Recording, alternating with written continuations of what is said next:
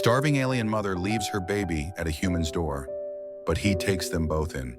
We open in a silence too thick for a city, a silence stitched together by rusted metal alkaline dust, and the echo of power grids long since gone dark. The acid rain isn't falling, it's hissing, needling down like sharp whispers on abandoned rooftops. And beneath all that ghost noise, something knocks at the door of Elias Venn. He doesn't answer immediately, because doors don't get visitors here, not in Upsellis, not this deep, not anymore.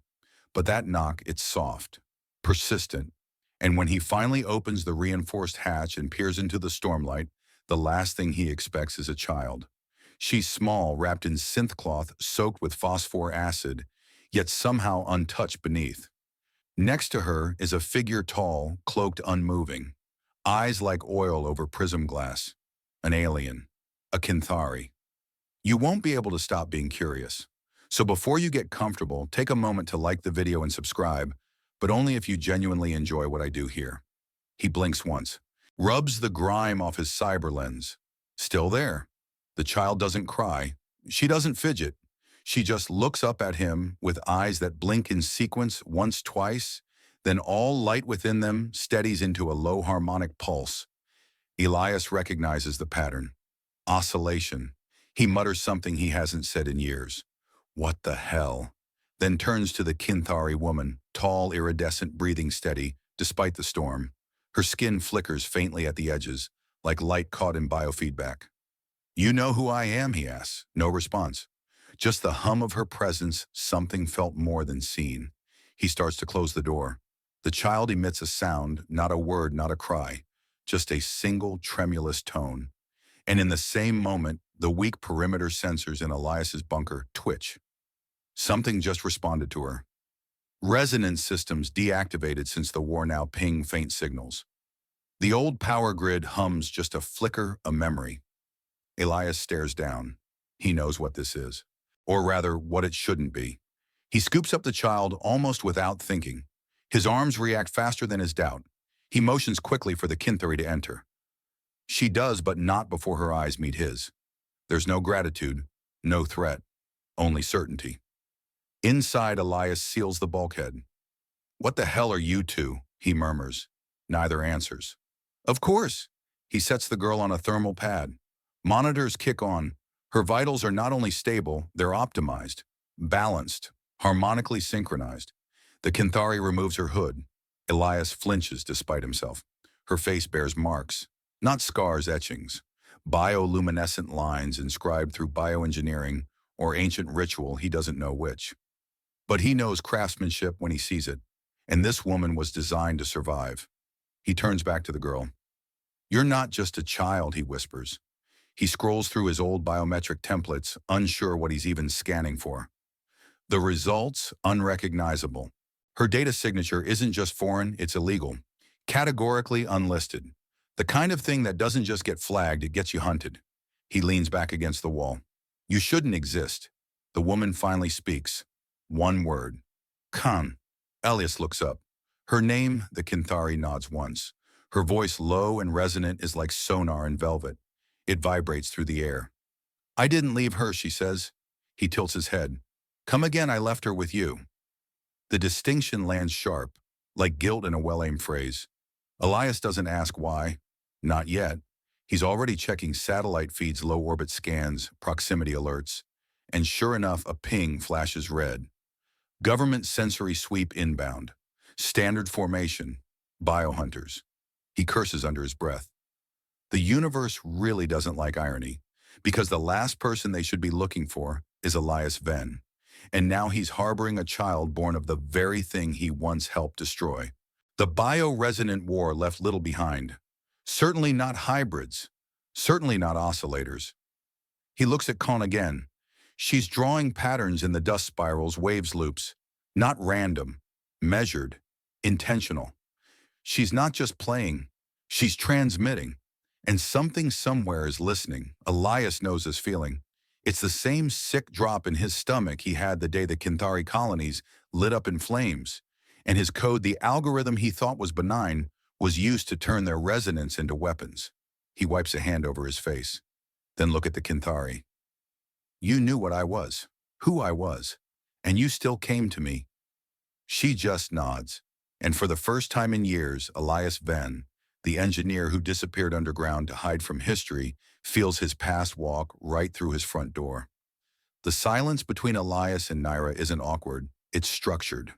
Like both of them understand too much noise would only ruin the frequency they're trying to hold. Kyan sleeps now curled on the pad like an oscillator core in regeneration mode. Her skin glows faintly in places Elias can't explain, pulsing with a rhythm too precise to be accidental.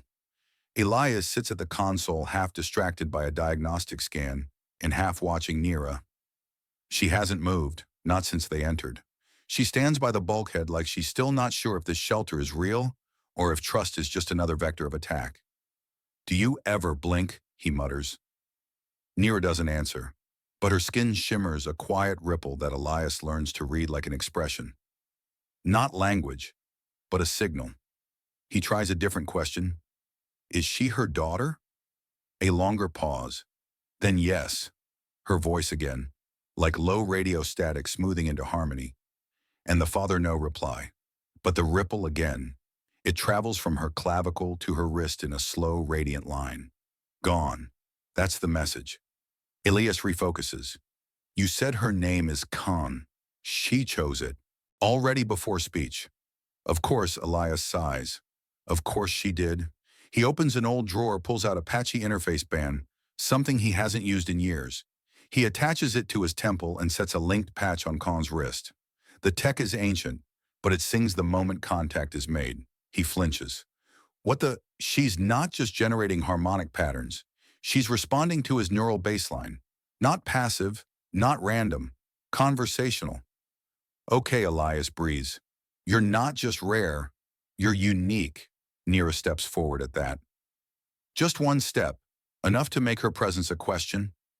What are you planning? Elias shrugs. Honestly, no clue. But I can tell you this, if she keeps emitting like that, someone's going to notice. They already have. That stops him from getting a cold. Naira reaches into her cloak and pulls a small device, oval matte black humming. She places it gently on the table. It activates, instantly projecting a three-dimensional scatter map. Dozens of red dots, all converging toward Upsalis. Elias swallows. Well, that's charming. Trackers, humans, synthetic, biosensory enhanced. How long hours? He stares at her. And you brought her to me because you built the system that kills us, Nira says evenly. Now you'll use it to hide her. Elias blinks. No pressure, huh? Nira says nothing.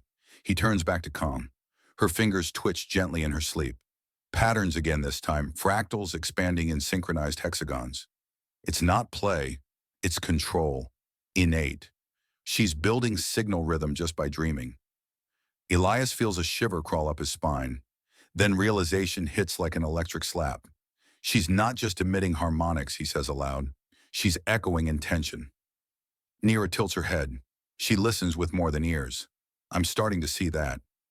Outside, the sound of acid rain sharpens. It means nothing and everything because in this city, weather is never weather.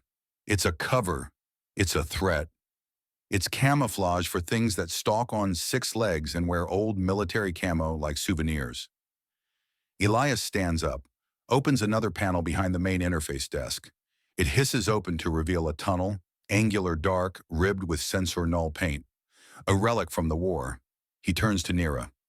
We move now, while they're still calibrating. You're helping us. Yeah, Elias sighs. I really hate irony. Nira watches him for a long second, then for the first time steps into the space beside him, instead of away from him. It's not a truce, but it's close. They gather supplies, minimal, quiet, everything wrapped in signal suppression foil. Khan is still asleep, but when Elias lifts her gently, her arms loop around his neck automatically, like she's already seen it in a dream. Her skin hums a slow vibration against his chest. She's afraid, but trusting. And Elias feels something shift. In his posture, in his pulse. This isn't about guilt anymore. It's about atonement.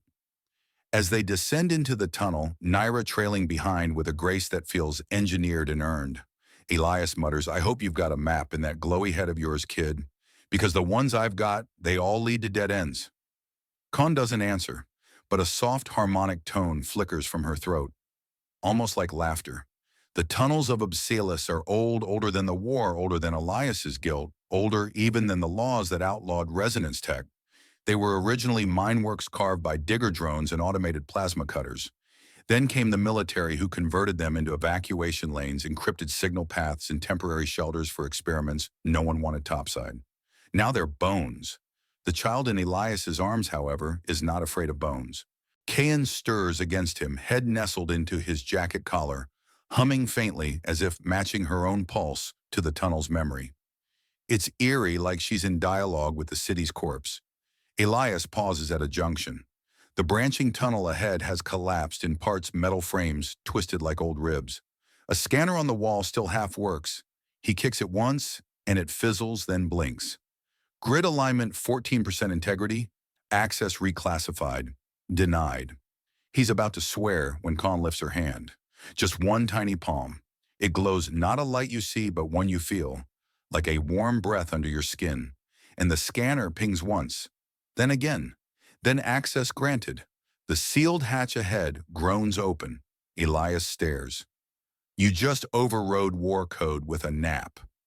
Nira behind him watches without surprise. She harmonizes intent.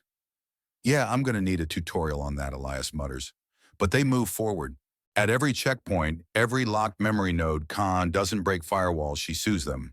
The systems don't resist. They yield. It's not hacking, it's empathy in waveform.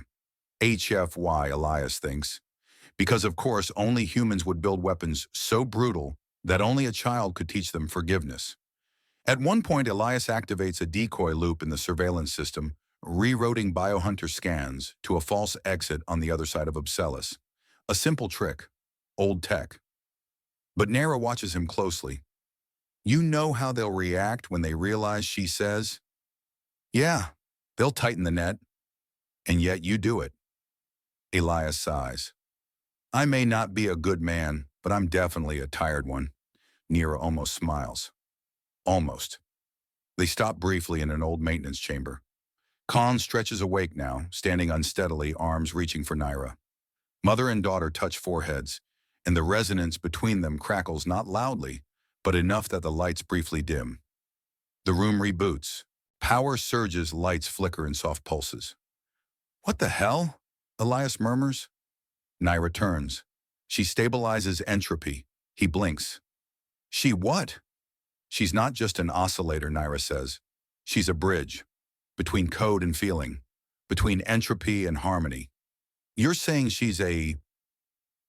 What, a tuning fork for existence? Nira shrugs. Something old. Something made to bring systems into peace. Elias stares at Khan, who's now tracing her fingers over a cracked terminal. The screen, dead for decades, lights up with diagnostic sequences. Just briefly.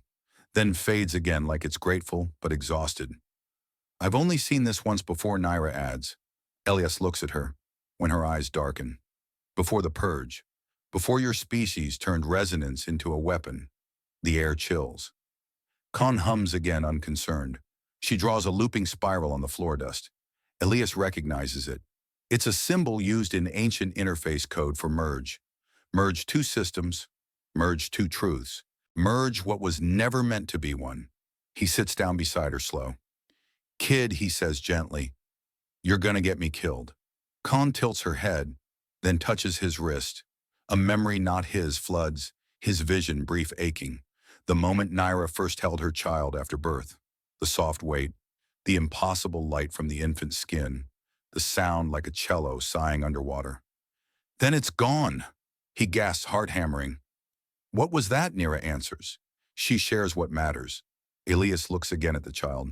Smaller than a backpack, eyes big enough to hold the failure of two species, and yet somehow warm. He gets up, checks a nearby relay map, still functional barely. One access route remains open to the outer trench. From there, a climb to the launch grid at HFY Terminal. If they're lucky, no drones. If they're not, we'll move in 2 hours, he says. Why wait? Nira asks. Because, he says, checking his pulse monitor, if I sprint through acid vents again without caffeine, I may die of pettiness. Khan giggles. No, not quite a giggle, but a pitch. A signal so soft it bends the edge of silence into something almost joyful. And Elias realizes he'd forgotten what that sounded like. Hope rewritten in frequency. Upsalis never really slept. Even in decay, it hissed steam pipes, exhaling forgotten pressure. Broken speakers mumbling half-buried emergency alerts. Feral drones twitching under fractured AI loops. And beneath all of it, the sense that this city remembered too well how it had been abandoned. Elias moved quickly through the corridor grid, Khan nestled against his back in a sling of thermal mesh, her tiny fingers occasionally tapping his shoulder in sync with some unheard rhythm. He didn't ask what the beat meant, he just trusted that if it changed, he'd know. Behind him, Nira walked with a silence Elias couldn't replicate even if he wanted to. She was taller than him, iridescent even in low light, and somehow never cast the same shadow twice. More than once, he caught himself turning, thinking something was there. Something else. He wasn't sure it wasn't her. Remind me, he said between paces, what's the current bounty on harboring a Kinthari? Nira's voice slid past him like breath in metal. Dead if I'm lucky. Comforting, Elias muttered. They reached the lower rim, a maintenance trench beneath the central reactor shaft now dry and blackened, filled with collapsed girder bones and the occasional flicker of an old sensor node still trying to do its job. He pulled out a handheld ping suppressor, dialed in the wavelength Khan had tuned earlier, and tossed it across the trench. It stuck to a wall and began purring softly. Signal scrubbed, he said. We've got a 30-minute hole. Then we move, Nira replied. They climbed into the trench. Elias winced with every step on the metal ladder, age and regret making his knees creak louder than the city. Khan, though, remained utterly still. Elias couldn't tell if she was asleep or just listening. Halfway across the trench, the scanner hummed. Not the one Elias had thrown, the wall itself. He froze. So did Nira. From behind a rusted bulkhead movement. A single drone, the old Hunter class. 4 legs, 1 sensor eye etched in chipped war paint. It chirped once and blinked red. Don't move, Elias whispered. The drone whirred. Scanning. Its eye rotated toward Elias and then to Khan. A red dot appeared on his chest. That was new. Don't shoot, Elias breathed. This isn't a threat scenario. The drone processed, and then the red light shifted blue. The drone twitched and knelt. Nira's eyes flared. It recognizes her. That's not standard behavior. The drone raised its front appendage, not weaponized, but like a gesture. A motion of offering. From its small chassis, it ejected something, a data shard blinking soft green. Elias approached cautiously, took the shard, plugged it into his palm port. Data flooded his vision. He blinked. It wants to help. Because of her, Nira said. Elias looked down at Khan. She was awake now, not scared, just watching. Did you do that? He asked. She blinked twice, then smiled. You're smiling like that's normal, he muttered. You just rewrote the behavior of a 30-year-old hunter drone with a nap smile. Khan hummed softly. The drone pivoted, turned toward a side route that hadn't been visible on Elias's original scan. It clicked once, inviting. Follow it, Nira asked. I mean, Elias said it'd be rude not to. They walked behind the drone, now navigating tunnels Elias had never accessed, not even when Upsalis was still functional. Every few meters, the child would emit a soft musical chime. The lights would brighten. The doors would open. The corridor would shift, guiding them as if remembering a time when welcoming was still a concept. She's not just harmonizing machines, Elias said, his voice hushed. She's teaching them to remember their purpose. The war made machines forget, Nira replied. She makes them feel again. Elias stopped short. That sentence shouldn't make sense. And yet it did. By the time they reached the exit stairwell, 3 more drones had joined them, silent, loyal, their original protocols overwritten, not by code but by connection. And when they emerged above ground just beneath the terminal ridge, the sky was bleeding pink through a hole in the storm clouds. Khan looked up, reached for the light, and the wind changed. No joke, no punchline. It actually shifted, as if the planet itself had paused to breathe with her. Elias turned to Nira. What is she? Nira didn't answer. but this time her ripple of light across her skin felt reverent. The stairwell was crumbling, choked with vines that hadn't been green in decades, and slick with residue from 1,000 years of weathering acid wind. The drones didn't follow them above. They stopped at the threshold like dogs at the edge of their master's yard. Elias gave one a quick salute, half sincere, half exhausted. It blinked back, then powered down. Guess they've done their bit, he muttered. Above the Hoa Vuk interstellar terminal loomed like a broken crown. Once a bustling launch nexus, it had been half dismantled when interstellar trade was restricted.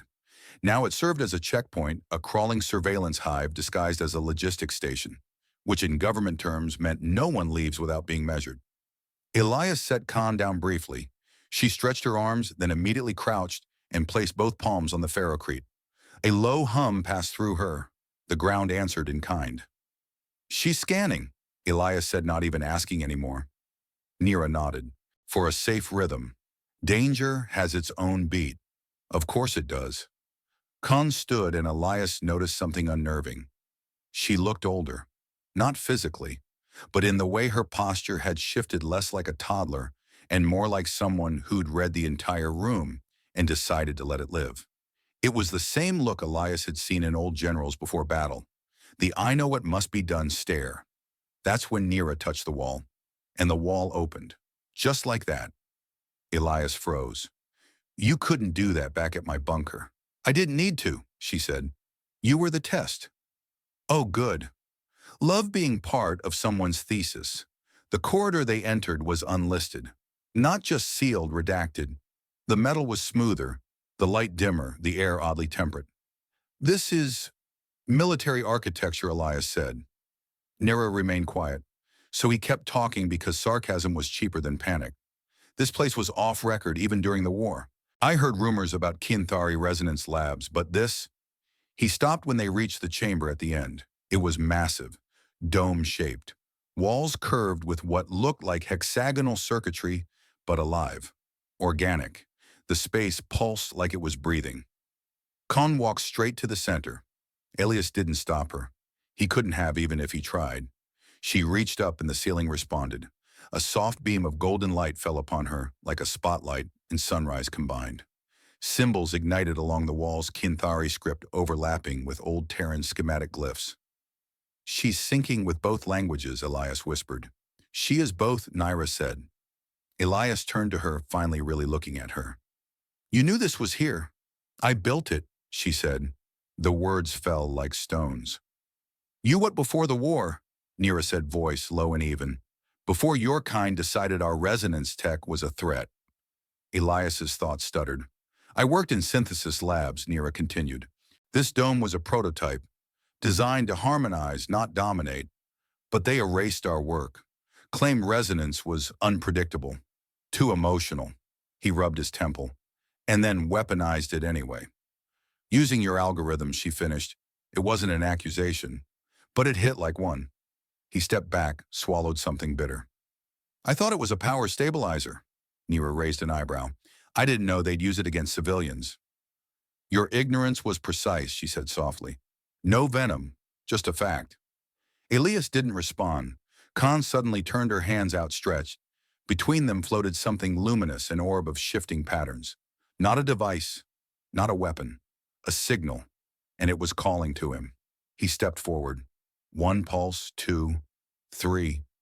Then it entered his chest, not painfully, not even physically, just merged, like an update to a program he didn't know he still ran. His mind flooded, not memories, understanding. How the Kinthari saw the world. How resonance wasn't music or language, but the space between. The bridge where logic ended and feeling began. Where peace wasn't spoken, it was felt. He staggered, caught himself. Nira was watching, not to gloat, to see if he could carry it. He nodded, breathing slowly. That's a lot. She trusts you. I'm not sure I deserve it. Deserving isn't part of it. They stood in silence. The chamber dimmed. Khan looked tired but peaceful. Elias approached gently, picked her up. She leaned against him, not just for warmth, but for grounding, because even signal needs an anchor. We're getting close, he said. Nira nodded. But the hardest part comes next. He knew what she meant. They weren't just sneaking through scanners anymore. They were walking into the system's throat, carrying the very thing it was designed to destroy. The launch ridge that overlooked Hoa Vuk Terminal shimmered under layered security veils. From a distance, it looked like a normal transit hub. Up close, though, it breathed the kind of tension only reinforced checkpoints and high-frequency scan towers could exhale. The static in the air tickled Elias's fillings. He crouched beside a rusted relay pole, watching the movement patterns. Drones hovered in swaying arcs, each calibrated to scan biological anomalies. Behind the layers of camouflage, behind their quiet approach, lay the final barrier between hiding and flight. Beside him, Nira observed too, her gaze more focused than clinical. "We've made it this far," Elias whispered, "and now the hardest part is pretending we belong." Nira glanced at Khan, still nestled silently against Elias's chest. "She cannot cross undetected." "Yeah, that's the part keeping me from napping." He tapped his forearm, an embedded schematic glimmered over his palm. Not a blueprint, but a memory archive. It shimmered between red and gold, his access history through military zones. But it had expired years ago. Only a few nodes still pinged green. That's when he said it. "I helped build this place." Nira's eyes narrowed. "You built launch security," he shook his head. "Not exactly, but I contributed to the subroutines they use for their biometric gating systems. If I can access a control node, maybe I can overwrite one of their threshold filters long enough to slip us through." Nira didn't speak, because both of them knew what that would take. The threshold nodes weren't just physical, they were memory-tethered, bound to neural imprints. To override one meant Elias would have to re-enter a memory he'd long since buried and hope it didn't break him open from the inside. He turned to Nira. "I'll do it. Just watch her." Nira took Khan from him gently. The child whimpered faintly, then stilled, as if trusting Nira's heartbeat like it was her own. Elias moved across the access rail and slipped into a blind spot beneath the upper boarding bridge. The metal was cool against his palms, but it pulsed softly. Alive. Waiting. He found the control node, slid his implant into the receptacle. Then it began. The system didn't ask for code. It asked for truth. A swirl of light, then darkness. Then the memory 26 years ago. A white room. A screen showing test models, Kinthari structures imploding from within their resonance fields, ripped apart by synthetic waveforms he'd helped calibrate. He hadn't understood what he'd done then. Not really, but his name was on the code. He was there when the feedback systems failed, when the resonance turned into scream patterns, when harmony became fire. Elias shuddered. The system asked for confirmation. He nodded once. The room dissolved. His mind returned. The node pinged to green. Nira and Khan waited just outside the platform doors. Behind them, the checkpoint shimmered rotating drones ready to flag even the tremor of unauthorized DNA. Elias emerged breath-ragged. Nira caught him before he stumbled. "You did it." He held up the key. "It'll last 20 minutes. We are going now."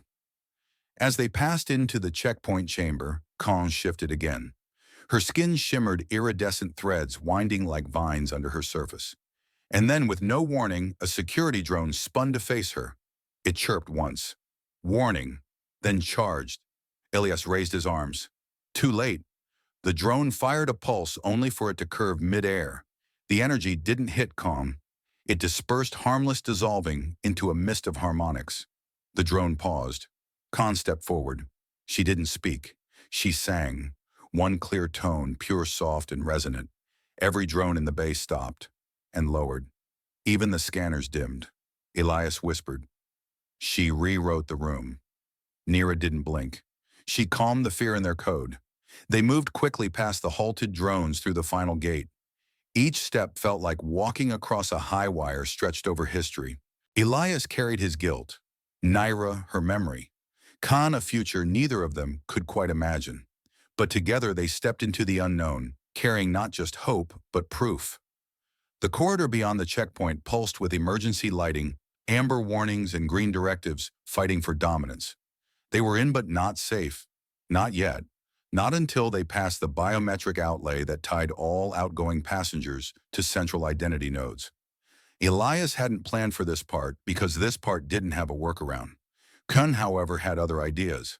As they paused beside the retinal gate, Elias leaned on the wall, breath coming short. His system had barely recovered from the node override. Memory intrusion left its residue like ash on the inside of your lungs. Nira steadied him with a hand at the shoulder, cool and grounded. Not tender, just enough to remind him he was still here. Systems are adapting, she said. She will have to lead now. She's 5, Elias grunted. She's more than 5. Kon, sensing the weight in the air, stepped forward. Still barefoot, still barely tall enough to meet the scanner's sightline. But when she stood at the threshold, something shifted again. The room went still. The air dampened, like sound and thought itself were being held in place. And then Calm breathed out just once, and the retinal scanner recognized it. Not her eyes, her presence. The gate clicked open. Elias blinked. That shouldn't even be possible. She didn't override it, Nira murmured. She redefined it. The last internal corridor stretched before them, straight, metallic, empty. At its end, boarding platform 12, a decommissioned outbound ship labeled Ilura, the last of the sublight passenger craft heading toward the Amethyst Rift, scheduled for cryo-evac in under an hour. Their window was a needle through fabric. One wrong tug, and it would all unravel. As they hurried forward, Elias glanced at Nira. We're really doing this. You are. What does that mean? Nira didn't answer, but Khan did. She turned, walking beside Elias now, and reached for his hand. Small fingers, warm, not just comfort, but charge. Her touch didn't pull energy, it gave it. A warmth, not just physical, a truth. He was no longer hiding her. He was carrying her forward, and she was guiding him out. The boarding platform opened in a hush of sterilized air. 2 security drones watched from their retracted holsters, but neither moved. Their sensors blinked yellow, then blue. Recognition, the kind no program had ever been taught. Inside the ship, they entered a dormant passenger hold, rows of cryo chambers, aligned like petals waiting to close. A pilot drone flickered on as they approached. Authorization required. Elias stepped forward. I'm Elias Venn, civil engineer. Archive signature, Zeta 49 Juno. This child is registered as, she is not registered, the drone replied. Unrecognized biosignal, Elias cursed. Then before anyone could move, Khan stepped forward again. This time she placed both hands on the cryo interface. Her palms lit up. The drone flinched. Just once. Then blinked green. Override accepted. Welcome aboard. The chamber doors opened. Elias turned to Nira. You saw that, right? I saw her, Nira said. That's enough. The pilot drone flickered again. Departure window, 13 minutes. Please secure yourselves. Elias looked at the cryo chambers and hesitated. But Khan walked to one without fear, as if she'd already dreamed this moment. Nira helped her in tucking a bio sleeve over her torso like a second skin. The chamber sealed slowly, light dimming. Khan's eyes never closed. She watched them through the glass. Not goodbye, just next. Elias looked at Nira and froze. She wasn't getting in. You're not coming, Nira shook her head. The signal has to echo back. Someone must delay the pursuit. No, we don't do this cliché self-sacrifice thing. It's not a sacrifice, she said. It's tempo, harmony. If I'm not here to hold it, the door closes. You don't even know if they'll chase us. They will. She stepped close, pressed her forehead lightly to his. It wasn't romantic. It was precise, like tuning forks aligning one last time. Take her, she whispered. Show her what peace looks like. Then she turned and was gone. Back through the corridor, without a sound. Elias barely had time to breathe before the drone motioned him in. He entered the cryo chamber beside Khan's. It hissed shut, and in the slow dark, as his vision blurred and breath slowed, he saw her watching him still. Not afraid, not sad, just present, guiding. As the ship detached from platform 12 and arced toward the violet line of Amethyst Rift, Elias Venn finally understood. The signal wasn't breaking. It was becoming. Waking from cryo always felt like drowning in memory foam laced with bad decisions. Elias gasped as the rewarm sequence disengaged lungs fighting for air that felt just a little too artificial.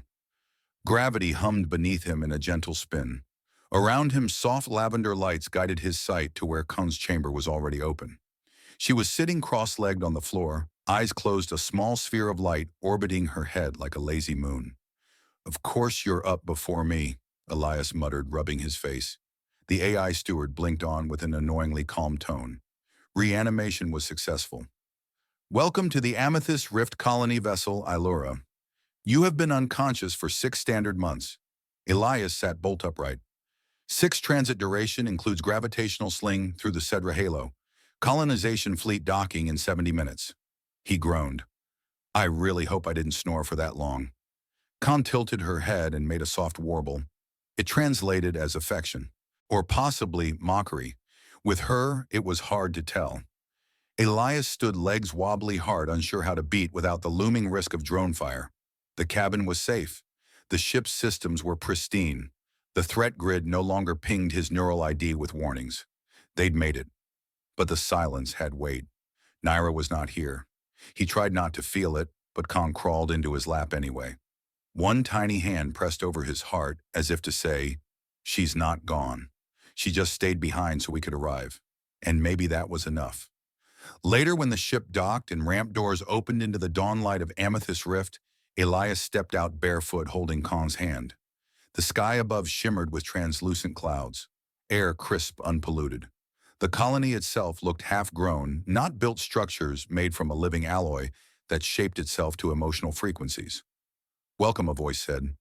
A woman approached, tall, soft-featured, not human, but something close. Her skin bore faint lattice patterns, her eyes shimmering like data lakes. "A riftborn. We received your signal," she said, nodding toward Khan. "It was astonishing." "Yes, she does that," Elias replied. "We're not exactly here for sightseeing." "No one comes here for that," the woman said. "They come when they've been rewritten."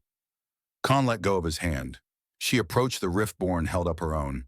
The woman did the same. Their palms met, and light surged, not blinding, not loud, just real. A handshake written in waveform. An agreement, not of politics or species, but of being. "We'll give her a place to grow," the riftborn said. And you, Elias, looked around. For the first time in years, no cameras tracked him. No drones hovered. No sirens whispered beneath his skin. "I think I'll build something that doesn't kill people." The woman smiled. "You'll fit right in." Over the next weeks, Elias worked as a signal technician, not out of obligation, but curiosity. The Rift used bioharmonic systems tools that grew from feeling. He wasn't just maintaining them. He was learning them. For the first time, emotion was engineering. Khan thrived. She didn't just adapt, she helped accelerate growth patterns across the colony. Her resonance stabilized atmospheric harvesters. Plants grew better near her. People slept deeper. Conflict rates dropped. She didn't speak much. But when she did, it was usually through sound patterns, simple songs that held entire moods. One day, as he was reassembling a node coil, Elias looked up to find her painting on the wall, except it wasn't painted. It was light, a pulsing mural that shimmered through emotional frequencies. One shape in particular stood out, a tall figure. Arms open, hair like starlight. "Nira." He swallowed. "You still talk to her?" Khan nodded. "She misses you too," he whispered. The child pressed her palm to his, and for a moment he felt her memory, not a flashback, not a thought. Just warmth. The same warmth that had guided them across checkpoints through war-torn cities into orbit. The same warmth that had made a machine kneel. And in that moment, Elias Venn, former engineer of destruction, understood something profound. They hadn't escaped. They had arrived. The house was small, curved walls of living filament that breathed faintly with the changing wind. Its foundation wasn't poured, but grown shaped by resonance fields adjusted to Khan's emotional rhythms. Which meant the kitchen had precisely one drawer too many, Khan-like symmetry, and the roof lit up in warm pulses whenever it rained. Khan liked watching colors shift when thunder rolled through. Elias had become a morning person, not by choice, but because Khan started each day by humming the local wildlife awake. Birds, though they weren't birds in the Earth sense, nested nearby just to feel her presence. One had taken to curling in Elias's tool pouch during the day.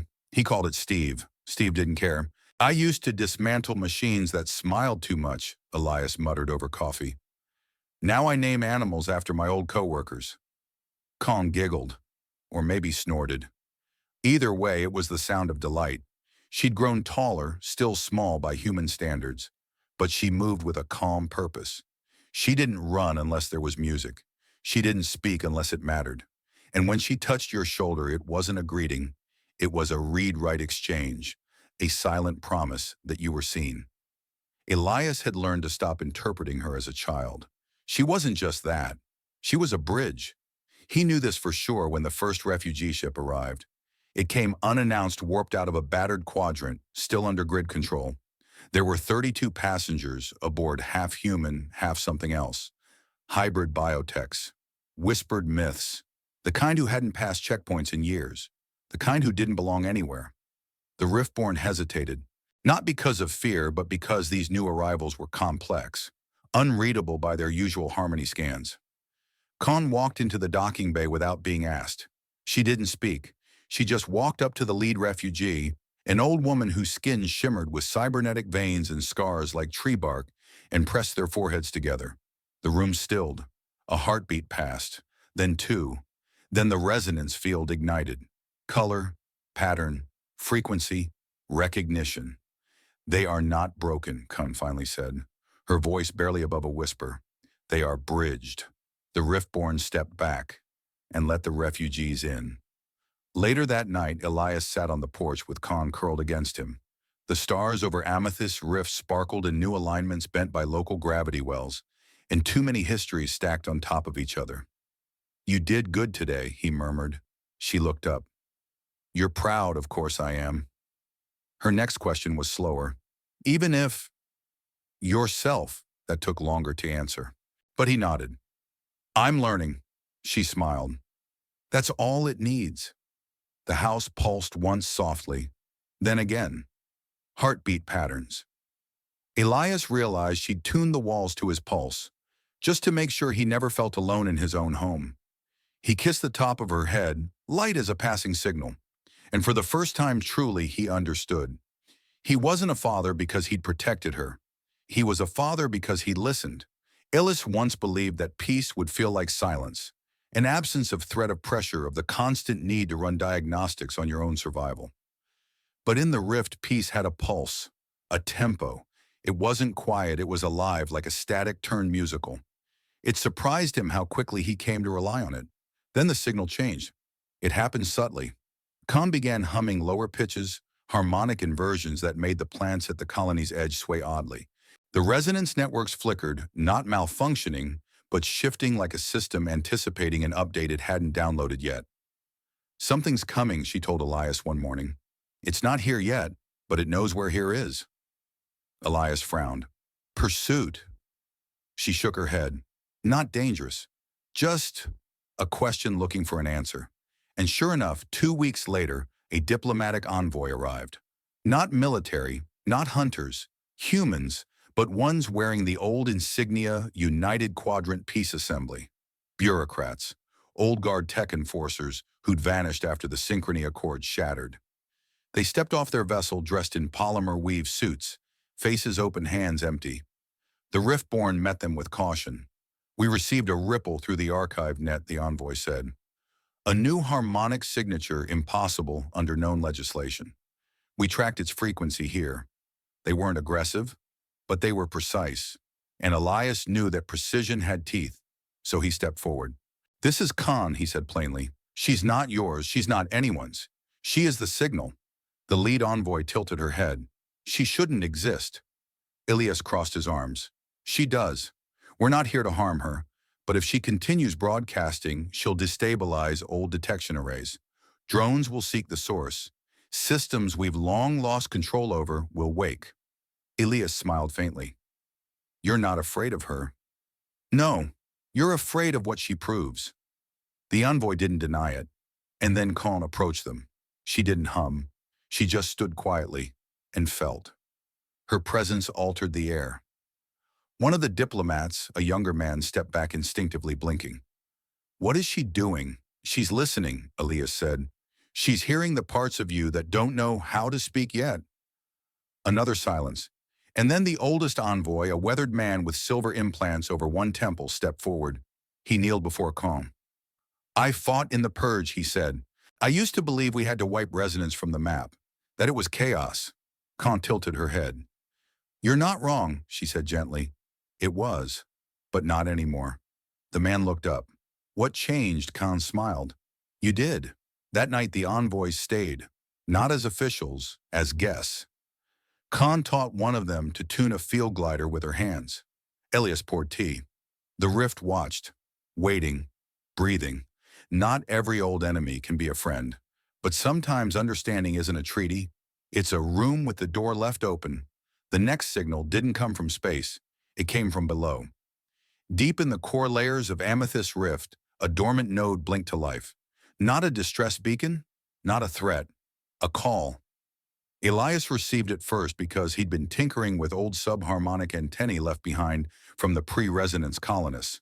What started as a glitchy feedback loop resolved into a tight, rhythmic pulse. Not Morse, not musical. It was language but spoken in a medium no mouth could form. He called Kong. She placed her ear to the metal like a stethoscope to the planet, and then she smiled.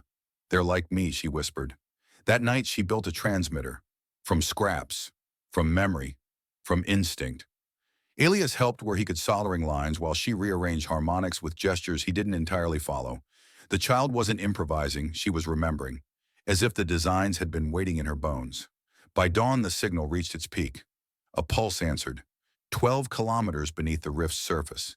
And then a lift began to rise. Old, worn, but real. The capsule opened with a hiss. Not airlock, emotion lock. Inside were two beings, one humanoid, the other barely contained in a web of light strands. Both bore the markings of long-term hibernation, their eyes adjusted to dim wavelengths, their bodies trembling with readjustment. Khan stepped forward unfazed. They're proto-synthery, Elias murmured. We thought they never made it off the fringe planets. They didn't, Khan said. But they listened. So they changed. The humanoid, barefoot, copper-veined skin, patchworked with bioglass, spoke in a static-laced dialect. Are we safe to unfold? Elias hesitated. Khan nodded. Yes. You've arrived after the fear. The beings emerged, adjusting to the world. They didn't seem confused, just measured, like tuning forks learning a new note. The Riftborn approached slowly but didn't interfere. Something deeper than protocol was being written here. The new arrivals set up no camp. They began to grow one. Structures like coral but crystalline. Tools that sang when held. And the sound so faint was Khan's frequency mirrored back in harmony. Elias stood beside her, arms crossed, a smile tugging. You knew they'd come. She shrugged. They heard me. What are they here for? To remember. He paused. What's that mean? She reached for his hand. Before war, before purge, before exile, there was harmony, but only between the same. Now, she nodded at the newcomers, the Riftborn, the refugees, the humans who'd stayed. We are different, so the harmony must be stronger. Elias looked out at the strange skyline, forming, not built with angles, but grown from resonance. Not efficient, not optimized, just true. A new architecture of coexistence. And in it, Elias finally saw what the Kinthari had meant all along. Harmony isn't a lack of difference. It's how you hold the difference without letting it fall apart. Time passed not in hours but in pulses. The colony, once small and cautious, began to vibrate with a new kind of life. Resonant architecture expanded outward, like a living web woven not from plans but from cooperation. Species that had once fought over perception and purpose now cohabited in overlapping harmonies. Not perfect, but real. Elias found himself less needed as a technician and more as something stranger, a translator of emotion into action. Not in words, in gestures, in patterns, in what Khan called non-silences. He taught one of the Riftborn children how to read tension by the way a tool hummed against the skin. He taught a human refugee to tune resonance bands based on gut instinct. and he listened when no one else could make sense of the rhythms that emerged when three different frequencies collided in the air like jazz. Meanwhile, Khan was everywhere. Sometimes she would vanish for hours only to return with new tones humming in her chest, tones that birds would echo or plants would subtly bend toward. Once she came back coated in fine crystalline dust and whispered, "The underground breathes too." Ellis started writing again. Not schematics, but stories. Tales of what had been and what still might be. He didn't call them fiction. He called them recordings of the emotional kind. One entry in particular kept recurring near his name. He wasn't grieving anymore. He was remembering forward planting seeds of what she had protected. Then one dusk, as he finished filing a new node's calibration pattern, Khan came to him with serious eyes. "It's time." "For what for the others?" She didn't explain. She didn't need to. A day later, an envoy ship from Earth's outer colonies arrived not with weapons, but with scholars, philosophers, and two old field commanders, bearing no insignia. They'd followed the harmonic surge traced back from one of Khan's murals that had pulsed through the blackout zones like a siren. But this wasn't diplomacy. This was a confession. One by one, they shared what had been buried war crimes, old weapon templates, hidden records of the Kinthari purge. They expected anger. They found reception, not forgiveness, but invitation to feel what had been lost. Khan stood at the center of the gathered square. She spoke once. "You remembered. That's enough to begin." And then she sang. Not loud, not performative, just true. It was a song of connection without understanding, of embracing presence over clarity, of living with what can't be erased but also can't be ignored. The old commanders wept. The Riftborn vibrated in resonance. Elias, standing just behind her, knew this wasn't peace, it was potential. And maybe that was the more human thing to aim for. The new arrivals didn't integrate, not right away. They lingered on the colony's outer ring building, angular shelters from deconstructed ship, plating their hands still shaking, with the reflex of command structures and tactical risk matrices. They'd come to listen, yes, but they were still tuned to control. It was Khan who visited them first. She brought no translator, no guard, just a box. Inside were fragments of resonance glass, tuned with colors that shifted depending on who looked. To the refugees, the shards showed scenes, some beautiful, some harrowing. One commander dropped his piece seeing the flash memory of a weapon he had once ordered deployed against the Kinthari's sky havens. "Why show us this?" he whispered. Khan didn't answer. She just placed her shard on the ground, stepped back, and waited. And slowly, one by one, they began to do the same. The ritual was called resonant return. It wasn't forgiveness, it wasn't apology, it was admission. Elias watched from the hilltop above Naira's old shawl still folded under his arm. He didn't wear it, just kept it near. Her voice, her timing, her sacrifice. These were the ghosts that anchored his days. "Does it ever feel too good to last?" he asked aloud, though no one was near. But Khan answered anyway. "It feels exactly right enough to be worth risking." That night, something unprecedented happened. The harmonic field of the colony stabilized and began emitting a new tone. Not Khan's. Not the newcomers. A third frequency. A fusion. It rang through the soil like laughter underground. Trees shimmered. The very air seemed giddy. Even Steve the non-bird fluttered down from his perch to Elias's shoulder, chirping once before nuzzling his neck. "Thanks," Elias muttered. "Nice to have a therapist with feathers." Khan laughed, an actual giggle, the kind only children knew how to hold without cracking it. That night, under a crescent moon laced with biocircuits, Elias wrote one final recording. "We were designed to fear what we couldn't label, but she taught us to feel beyond that. And in doing so, she didn't just save us. She recalibrated what it means to exist." The last line he wrote, then underlined, then deleted only to write it again. "Harmony is the choice to stay even after you've seen everything." In the sixth cycle of Riftlight, when the air carried the scent of lucid pollen and old stone, the colony held its first convergence. Not a festival, not a celebration, a pause. Every being from Riftborn to Proto-Centauri to the reluctant former officers gathered in a central glade, grown from intertwined species of flora, some of which hadn't coexisted in any one biome until now. No leader took the stage. There was no speech, just presence. and in the center stood calm. She was taller now, her features maturing, her gestures measured with both youth and ancient intent. She wore no robes, no insignia, just the color glass bracelet Elysius had fashioned her from broken drone casings. She lifted her hand, and the glade hummed. Not a song, not a command, an invitation. The crowd responded not with applause, but in turn emitting small tones, movements, sways. Every sound layered over the last, uncoordinated, yet never chaotic. Some called it the first truly multi-species improvised harmony. Elias sat cross-legged at the rear, Naira's shawl over his knees. He didn't move. He didn't need to. He felt it in his ribs. This wasn't unity born of sameness. This was navigation by difference, a map made not from certainty, but from shared uncertainty and trust. When the resonance quieted, no one spoke, but everyone understood. Later, as the glade emptied and starlight took over, Khan sat beside Elias on a stone still warm from all that life. "You're tired," she observed. "I'm old," he said, smiling. "But this is the kind of tired I like." She leaned on his shoulder.